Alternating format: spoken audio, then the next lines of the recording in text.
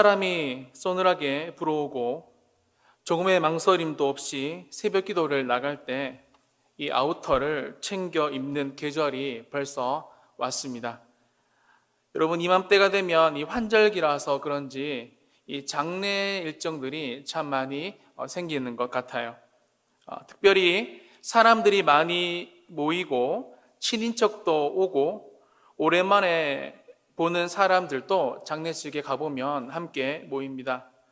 하지만 여러분, 많은 사람들이 모이는 거의 비슷한 이 결혼식과는 장례식이 많은 차이가 있죠. 여러분, 이 장례식에 가보면 공기 자체가 다릅니다. 이 분위기가 무겁다라는 말입니다.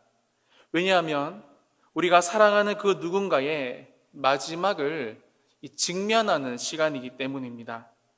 사랑하는 여러분, 이처럼 마지막이라는 단어는 우리 인생의 무언의 의미를 크게 전달할 때가 참 많이 있다라는 거예요.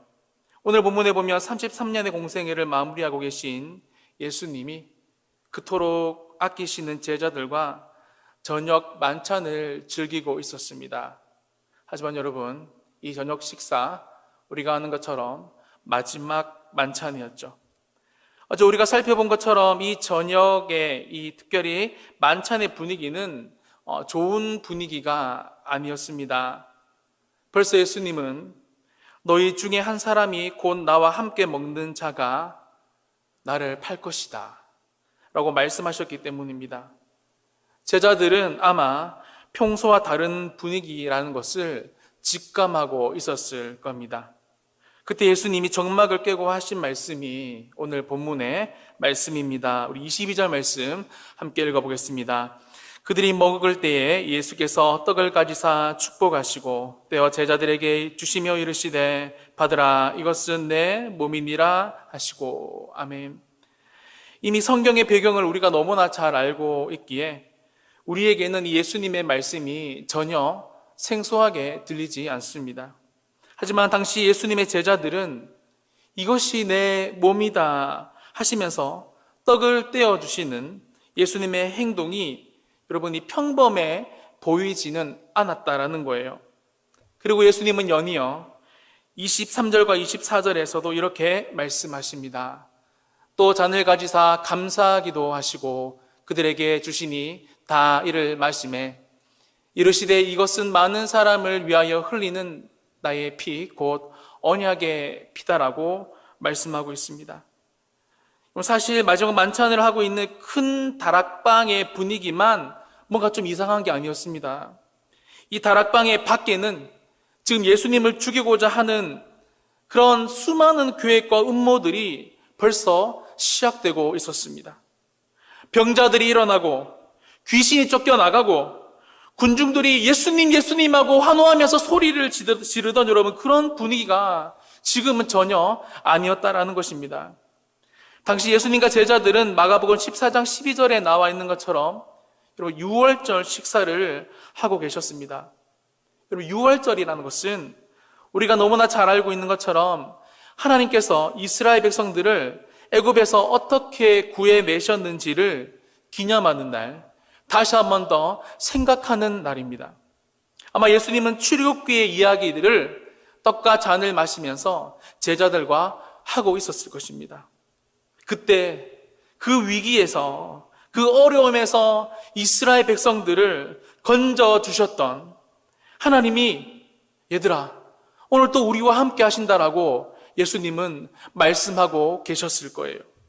그러면서 예수님은 비유의 이 귀재답게 매년 모고 오던 빵과 떡과 이 포도주를 가지고 엄청난 영적인 진리를 오늘 본문에서 말씀하고 있습니다. 제가 22절과 24절의 말씀을 좀 쉽게 재해석해 봤는데요. 아마 예수님은 이렇게 말씀하셨을 겁니다.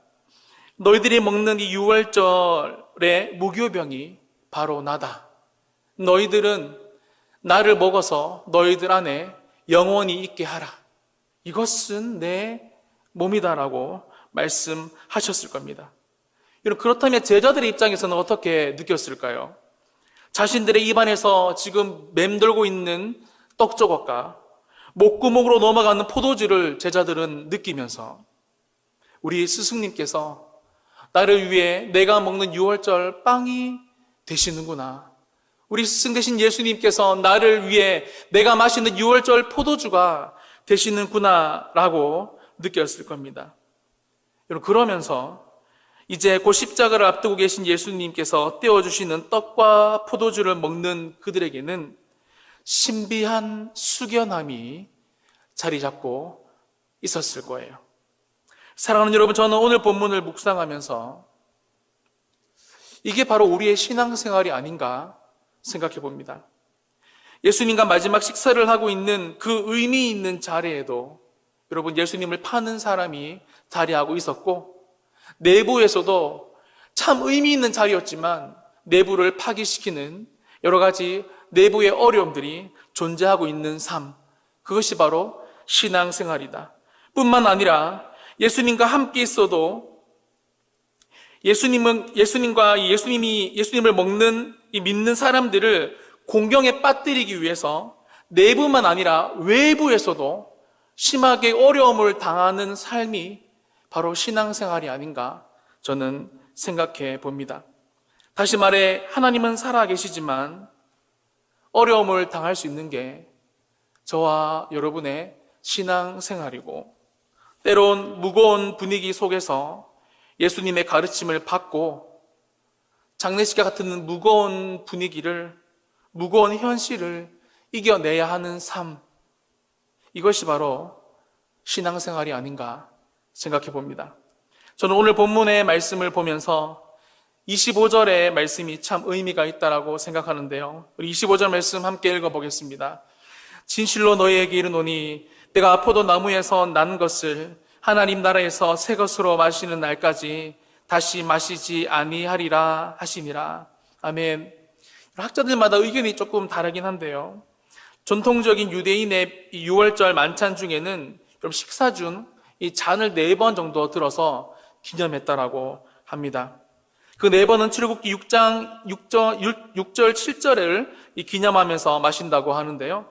출애굽기 6장 6절 7절에 보시면 이 4가지 말씀들이 나옵니다. 첫 번째는 내가 애굽 사람의 무거운 짐 밑에서 너희를 빼내며, 이렇게 말씀하시면서 잔을 한번 들어서 기념하시고, 두 번째 그들의 노역에서 그들을 건지며, 세 번째 편팔과 여러 큰 심판들로서 너희를 속량하며, 이 말씀을 하시고 또 여러분 잔을 들어서 기념하시고, 마지막 4번째로는 너희를 내 백성으로 삼고 나는 너희의 하나님이 되리니 너희가 여호와인 줄을 알지라라는 말씀을 하면서 여러분 총 4번 정도 기념했다라고 합니다. 24절의 나의 피 곧 언약의 피니라의 말씀은 여러분이 3번째 편팔과 여러 큰 심판들로서 너희를 속량하며, 이 말씀을 하실 때 여러분 예수님이 이 잔을 들고 기념하셨을 거다라고 학자들은 입을 모아 추측을 합니다.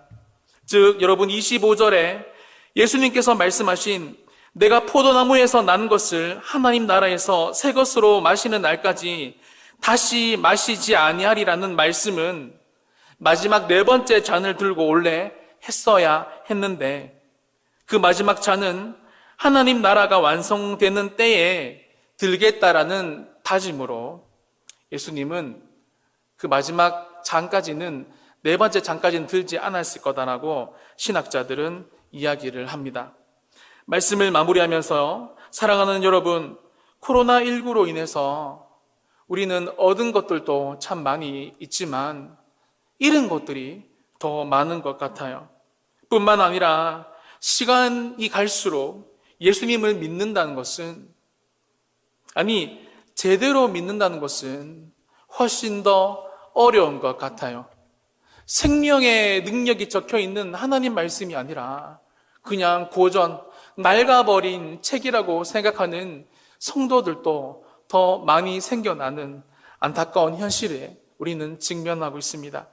하지만 사랑하는 여러분, 예수님을 믿는 우리 성도의 삶이란, 신앙생활이란, 예수님께서 말씀하신 내가 포도나무에서 난 것을 하나님 나라에서 새 것으로 마시는 날까지 다시 마시지 아니하리라, 즉 예수님이 다시 오실 것을 기도하고 기대하며 기다리는, 여러분, 특별히 이런 삶을 가지고, 특별히 믿음을 가지고 지키는 삶, 믿음을 가지고 이 어려운 현실을 버텨내는 삶이 바로 우리 성도들의 삶이다, 신앙생활이다라는 것을 오늘 하루 꼭 기억하시면서 살아가셨으면 좋겠습니다.